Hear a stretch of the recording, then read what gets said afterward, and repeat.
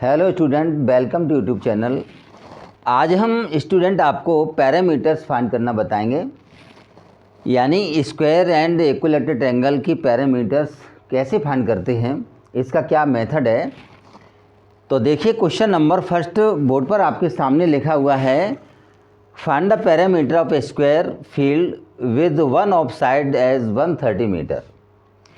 यानी ये क्वेश्चन आपका स्क्वायर का है और स्क्वायर के बारे में मैंने नेक्स्ट वीडियो में आपको बताया था कि जिसकी सभी साइड इक्वल हों और ईच एंगल 90 डिग्री का हो, उसको स्क्वायर कहते हैं। स्क्वायर में सभी साइड इक्वल होती हैं। तो सपोज कीजिए आपका स्क्वायर है,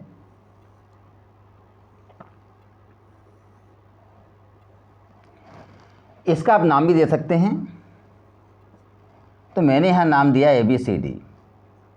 क्वेश्चन में कहा गया है कि वन साइड 130 मीटर, यानी वन साइड इसकी 130 मीटर है। तो हम जानते हैं कि जब वन साइड 130 मीटर है तो अदर साइड भी इसकी 130 मीटर ही होंगी, क्योंकि स्क्वायर की डेफिनेशन ही है कि ऑल साइड इक्वल हों, उसको हम स्क्वायर कहते हैं। तो 130 मीटर आपकी ये है, तो ये साइड भी आपकी 130 मीटर होगी, ये भी 130 मीटर एंड ये भी आपकी 130 मीटर। क्वेश्चन में पूछा है find the parameter of square. We know that parameter of square is equal to sum of the all side, यानी सभी साइड का सम उसकी पैरामीटर्स होती है। तो देखिए, सॉल्व करने से पहले हम लिखेंगे parameter of square. Parameter of square is equal to, formula प्रत्येक स्टूडेंट को लर्न होना चाहिए। Parameter of square is equal to होता है 4 इंटू साइड। 4 into side. 4 क्यों है? क्योंकि इसमें 4 साइड होती हैं और 4 साइड इक्वल होती हैं। तो स्क्वायर की पैरामीटर्स फाइंड करने का फॉर्मूला होता है 4 इंटू साइड, या साइड को आप ABC कुछ भी आप लेट कर सकते हैं। सपोज कीजिए कि इस फिगर की आपने साइड A लेट किया है, तो फॉर्मूले में हम लिखेंगे 4 इंटू A। 4 into A। यदि साइड को B से रिप्रेजेंट करते हैं या B लेट करते हैं तो 4 इंटू B लिखेंगे।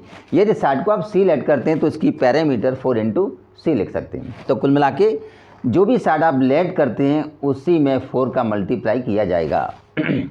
तो मैंने यहाँ पर साइड को A लेट किया है, तो साइड के स्थान पर A, यानी 4 इंटू A मीन साइड, और साइड आपको दिए 130। फॉर्मूले में या तो आप 4 इंटू साइड लिख दीजिए या 4A। यदि साइड को A लेट किया है तो 4 इंटू A। तो 4 का 130 मल्टीप्लाई करते हैं तो आपका 520 आ जाएगा। और पैरामीटर को हमेशा मीटर या सेंटीमीटर, जो भी आपको यूनिट दी हो उसी में लिखा जाता है। तो मीटर दिया है तो आप मीटर लिख सकते हैं, और यदि सेंटीमीटर दिया हो तो सेंटीमीटर लिखा जाएगा। तो ये आपका आंसर हो गया। क्वेश्चन नंबर फर्स्ट आपका कंप्लीट हो गया। अब देखिए question number second. Question number second है, find the parameter of an equilateral triangle whose each side 12.5 centimetre है।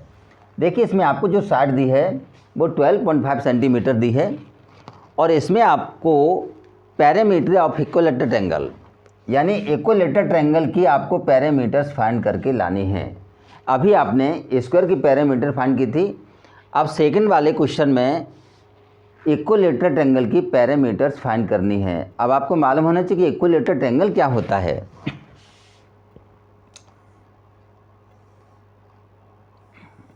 ये आपका इक्विलैटरल ट्रायंगल है, यानी इसकी जिस ट्रायंगल की सभी साइड इक्वल होती हैं उसको हम इक्विलैटरल ट्रायंगल कहते हैं। तो सपोज कीजिए कि मैंने इस ट्रायंगल की साइड को A लेट किया है। जब A लेट किया है तो स्टूडेंट्स इसकी पैरामीटर होगी 3 इंटू A। यदि मैं इसको B लेट करूँगा तो इसकी पैरामीटर को हम कहेंगे 3 इंटू B। यदि इसकी साइड को C लेट करते हैं तो we can say parameter of triangle equilateral triangle is equal to 3 into C। यानी जो भी आप साइड लेट करते हैं उसी में 3 का मल्टीप्लाई किया जाएगा। यदि x करते हैं तो 3x, यदि बाई लेट करते हैं इसकी साइड को तो parameter of an equilateral triangle is equal to 3 into by.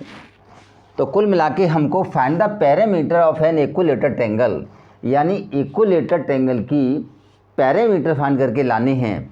और आपको साइड दी है इसमें 12.5, तो यहाँ पर मैंने साइड को ए लेट किया है, तो a इज इक्वल टू आपको दिया है 12.5 सेंटीमीटर।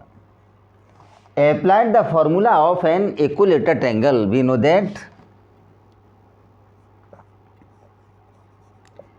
पैरामीटर्स ऑफ एन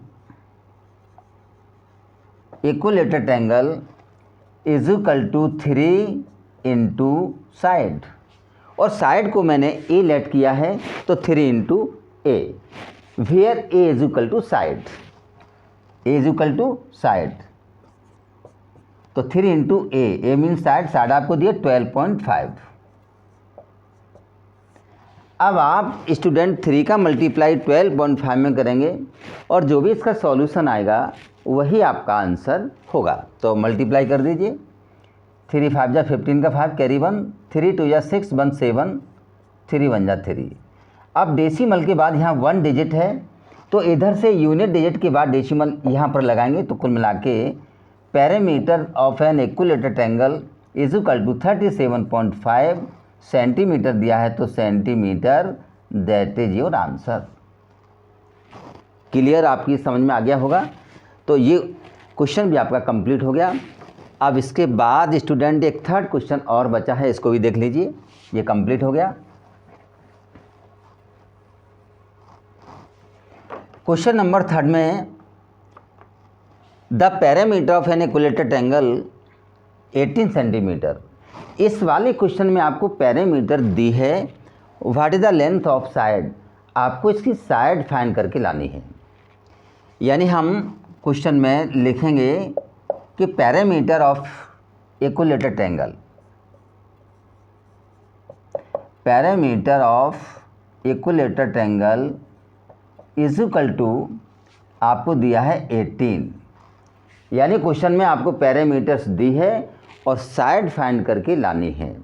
अभी ऊपर वाले क्वेश्चन में साइड दी थी, पैरामीटर्स फाइंड करनी थी, इसमें आपको पैरामीटर दिया है और साइड फाइंड करके लानी है। तो देखिए parameter of equilateral triangle is equal to 18 centimetre, ये दिया है। अब आप देखिए पैरामीटर ऑफ इक्विलेटरल ट्रायंगल होते क्या है, अभी मैंने आपको बताया, parameter of an equilateral triangle is equal to 3 into side.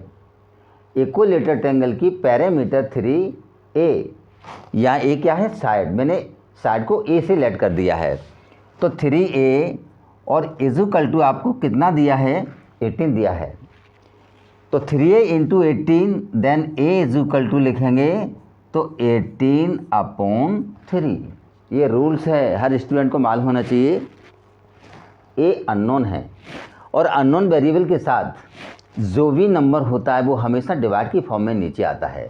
जैसे 3a इज इक्वल टू 18, अब यहाँ से ए की वैल्यू हम फाइंड करेंगे तो a इज इक्वल टू 18, यानी इक्वल के बाद वाला नंबर हमेशा ऊपर रहता है और अननोन वेरिएबल के साथ जो नंबर है वो हमेशा डिवाइड की फॉर्म में नीचे आता है। 3a is equal to 18/3।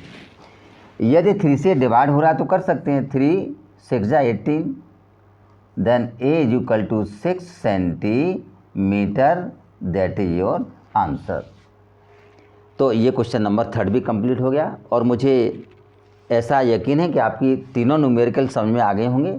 और फिर भी यदि कोई प्रॉब्लम आती है तो आप कमेंट करके पूछ सकते हैं। आज के वीडियो में स्टूडेंट इतना ही। अब इसके नेक्स्ट न्यूमेरिकल मैं नेक्स्ट वीडियो में अपलोड करूँगा। थैंक यू, जय हिंद, गुड नाइट।